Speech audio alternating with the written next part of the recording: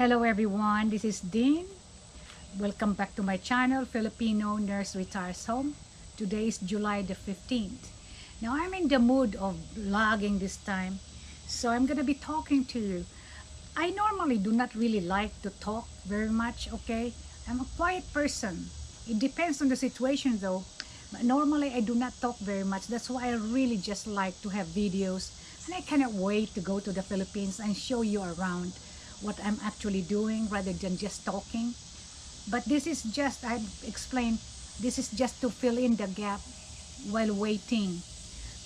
This happened only because of the COVID. So I've been waiting for 1.5 years for the country and the Philippines to open.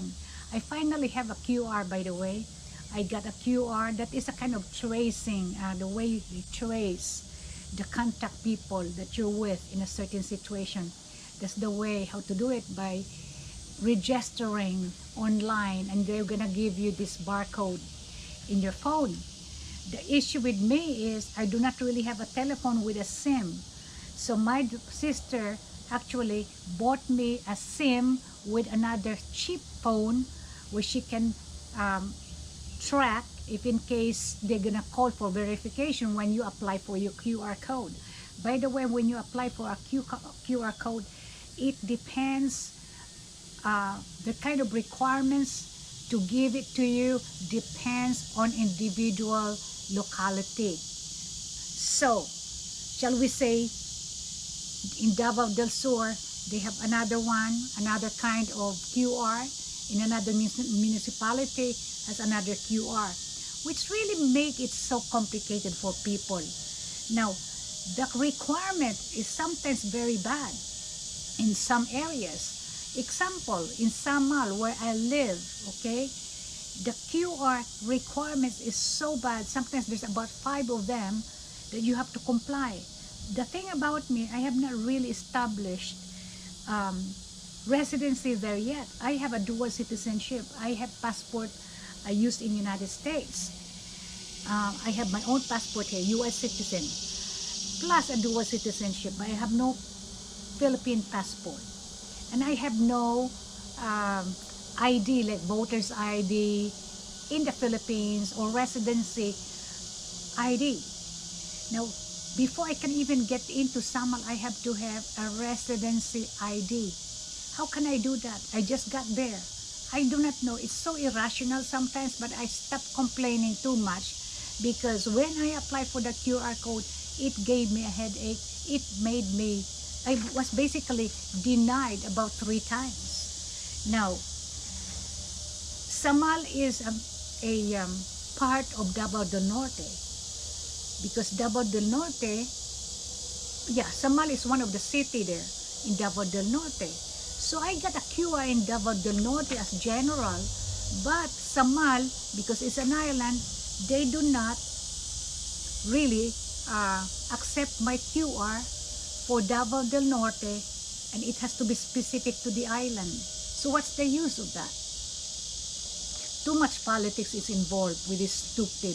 I'm so tired of this, I really am. But anyway, hopefully things would go okay when I get there, because right now it's MEQ. I don't know what kind of MEQ is that. That's probably maximum quarantine.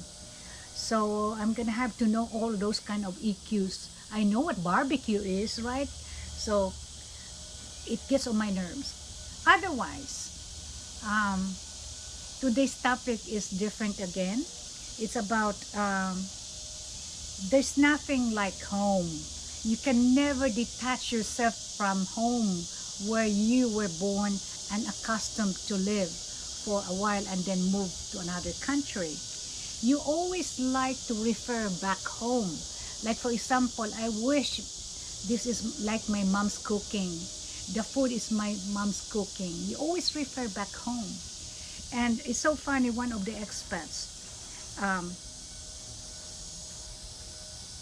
said something like, because he was living in one of the apartments, right? And he was very discontented of that area because it's inferior quality, I guess. He was only paying maybe 4,000 or 8,000 for that particular unit. And he went to another bigger area And the first thing that he said in his video, oh, I have a big house.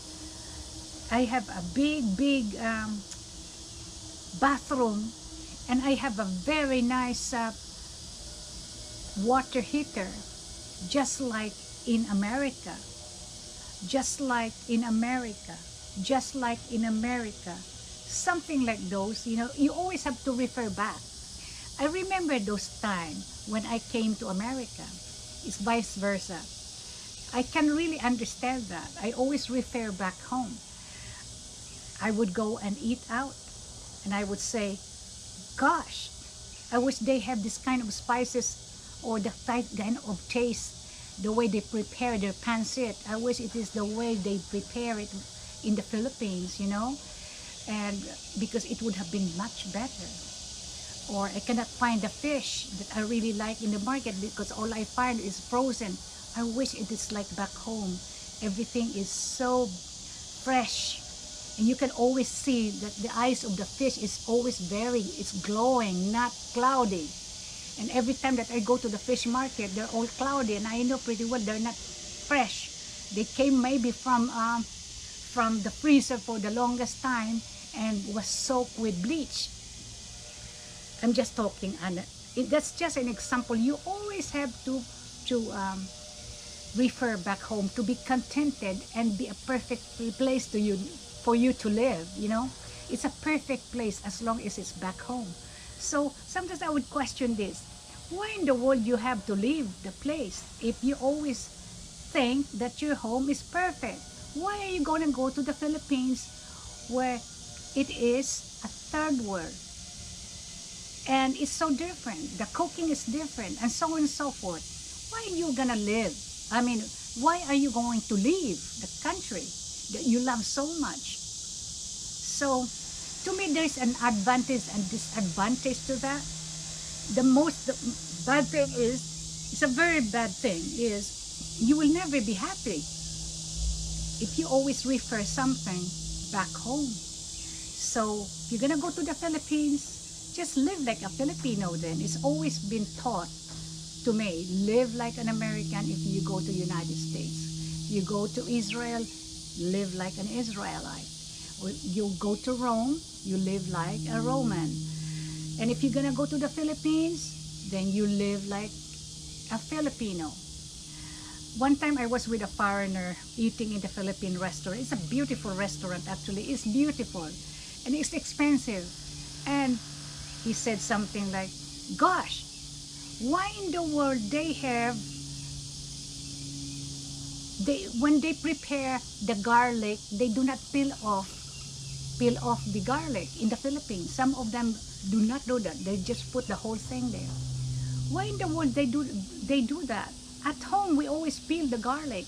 And I said to him, and my brother-in-law we were looking at together, you know, we're looking around. I said, holy cow, because you are in the Philippines, you are not in your country.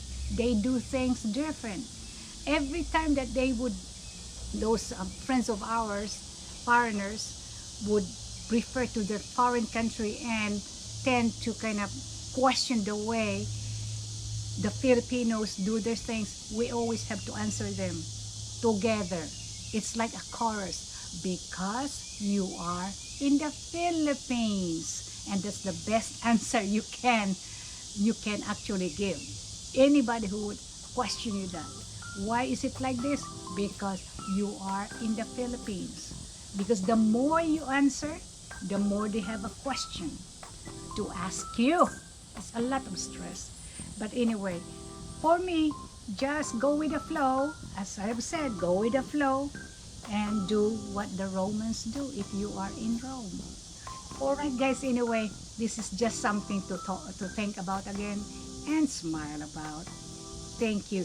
That's why there's nothing like home. So, that's your option, whether you're gonna stay in the Philippines or not. Because if you cannot detach yourself, you're gonna have the most difficult time. Most difficulty in acculturating to the new world. Thank you guys. Bye-bye.